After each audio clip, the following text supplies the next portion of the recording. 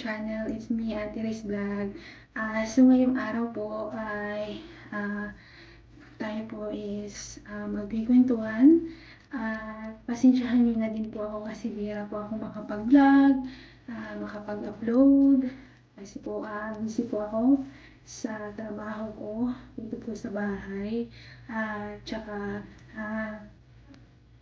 kwentuhan po tayo about po sa mga buhay-buhay at buhay-buhay bilang isang nanay na malayo sa mga anak at bilang isang OFW, yung sacrifice bilang isang nanay is napakahirap po. Kung baga ikaw yung dapat nasa Pinas o mag-aalaga ng mga anak, pero baliktad po yung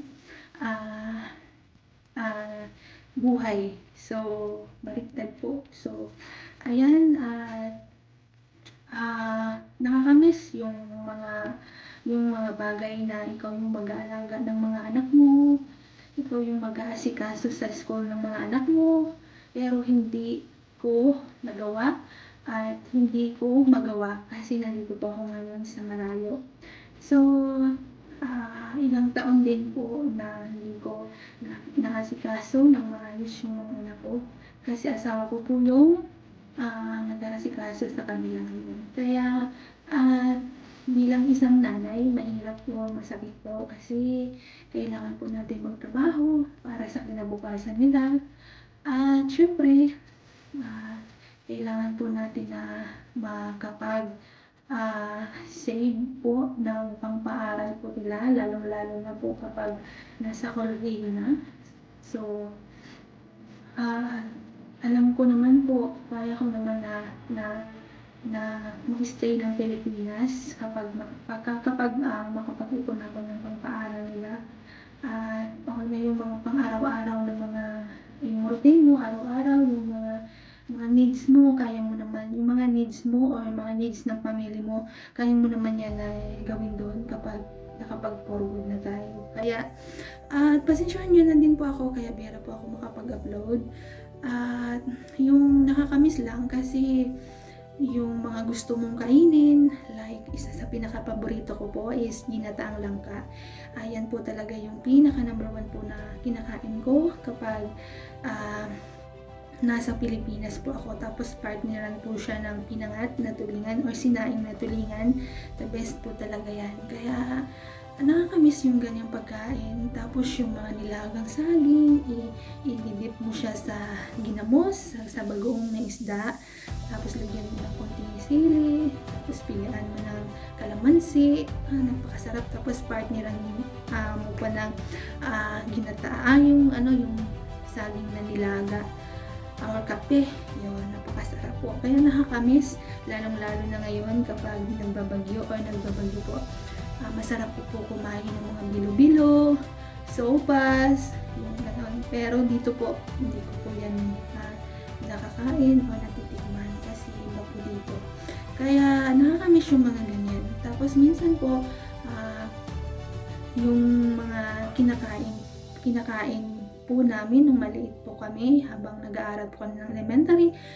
Tapos nung high school, yung parang kapag wala kang ulam, wala kang almusal, yung parang magtitimpla ka lang ng kape, tapos yung malamig na kanin, ilalagay mo siya dun sa loob ng kape mo. Ganun, tapos init-initin mo lang doon yung parang yung kape, iinit mo lang doon sa loob, ilalagay mo yung kanin ng malamig, tapos yun na.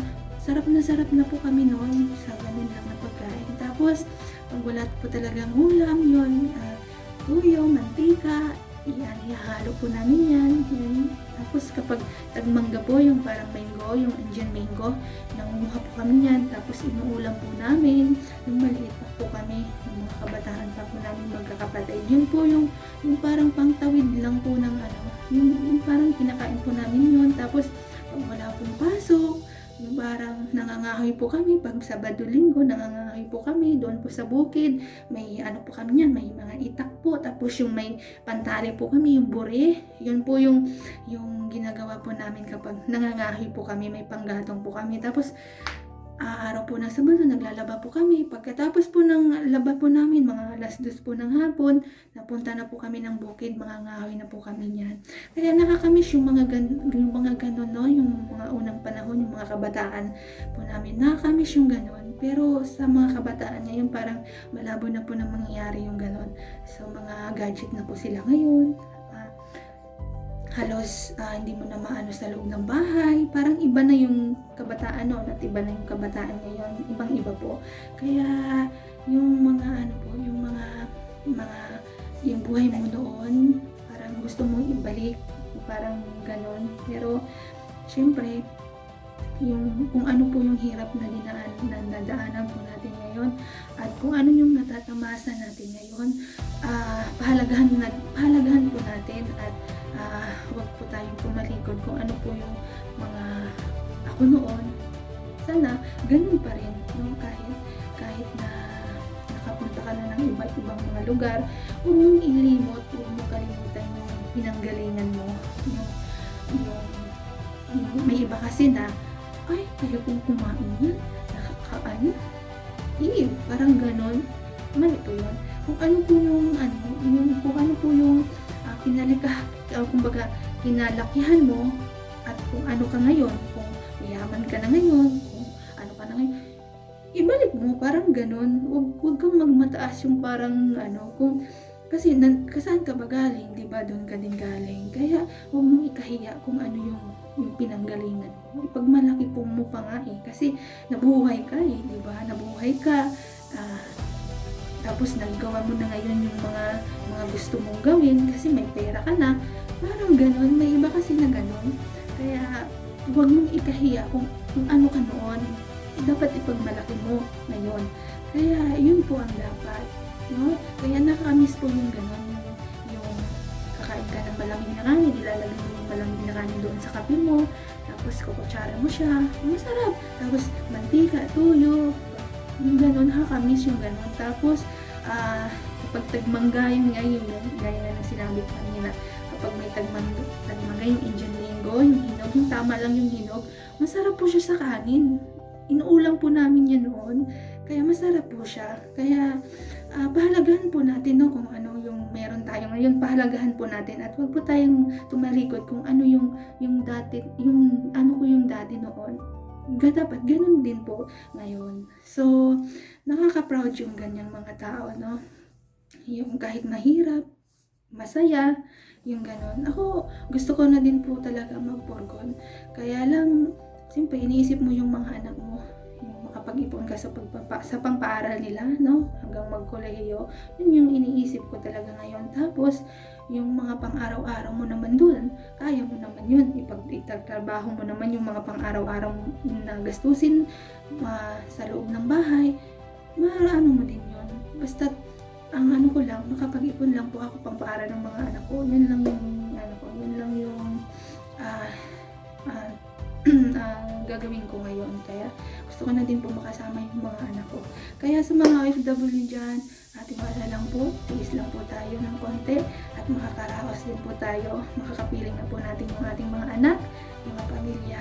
Kaya napaka-proud po ako sa inyo bilang isang OFW. At siyempre ako din po, bilang ganun din po, At sa mga nanay dyan dito o dyan po sa Pilipinas, proud din po ako sa inyo kasi kung dahil din po sa mga anak mo ngayon, nandun po yung lakas ninyo sa mga anak mo ngayon at nakaka-proud po. Kaya bilang isang nanay din, kaya gagawin natin yung best natin para sa mga anak natin.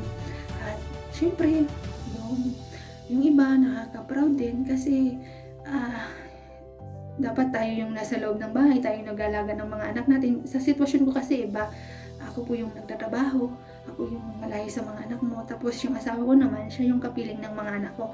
So baliktad po, baliktad. Pero yung tiwala sa isa't isa, yung samahan, yung tinatawag na sa hirap at ginhawa, yung magkasundo, yung parang ganun. Wag, di ba i-comfort yun o kumbaga ihag para maging maganda yung pamilya. Parang ganun. Kaya Sa mga hindi po nakapag-ano sa akin, ako po isang village po ako. Isa po akong housemaid po dito po sa hindi po open country ito. Kaya housemaid po ako dito, katulong po at matagal na po ako sa dati kong amo, almost 5 years. Andito naman po, bagong amo ko naman po ito. At sana hindi lang po sa 2 taon at higit pa po doon at depende din po sa sitwasyon. Kaya tiwala lang po tayo at sana alagaan din po natin yung mga sarili natin. Ako nga minsan nangangalay na yung mga paa ko, pero iniisip ko yung mga anak ko, parang ganoon. Pero kahit paano, alagaan po natin yung sarili natin. At kahit kasi tayo po yung nagbibigay ng mga pangangailangan nila, tayo po ang nagbibigay nun. So kahit po napaka simple lang po yung ano natin, kaya alagaan po natin yung sarili natin. Sana yung pagtitiis po natin dito sa abroad is sana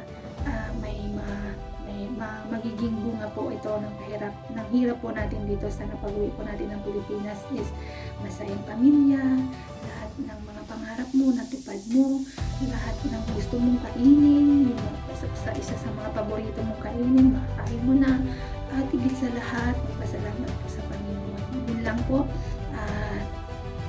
Sana gabayan po tayo ng Panginoon na ligtas po sa araw-araw. Hindi lang po tayo, yung mga pamilya po natin sa Pilipinas, kaibigan, lahat ng mag-anak, yan. Sana maging ligtas po sila, no? At bantayan po tayo ng Panginoon. At maraming salamat din po sa mga nag-subscribe po sa ating YouTube channel. Maraming salamat po sa inyo. At sa mga friend ko dyan, no? Maraming salamat din po sa inyo. Kung hindi po dahil sa inyo, papakatatag po ako ngayon bilang isang malayo po sa mga anak. At may mga nakikilala na din po ako, mga bagong kaibigan. Ayan, lalong-lalo na higit po sa lahat sa simbahan po. Maraming salamat po sa inyo. Tiwala po sa inyo sa akin. Maraming salamat po sa inyo. At sana bigyan tayo ng Panginoon ng malakas na pangangatawan at matapos natin yung kontrata dito po sa bansang to at uwi po tayong masaya, wala tayong mga hinanakit sa mga kaibigan natin o kahit saan man. At sana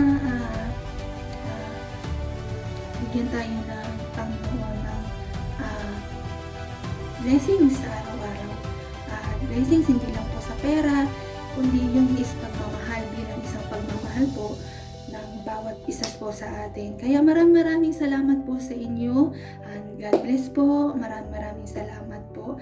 Thank you very much po. Bye. God bless.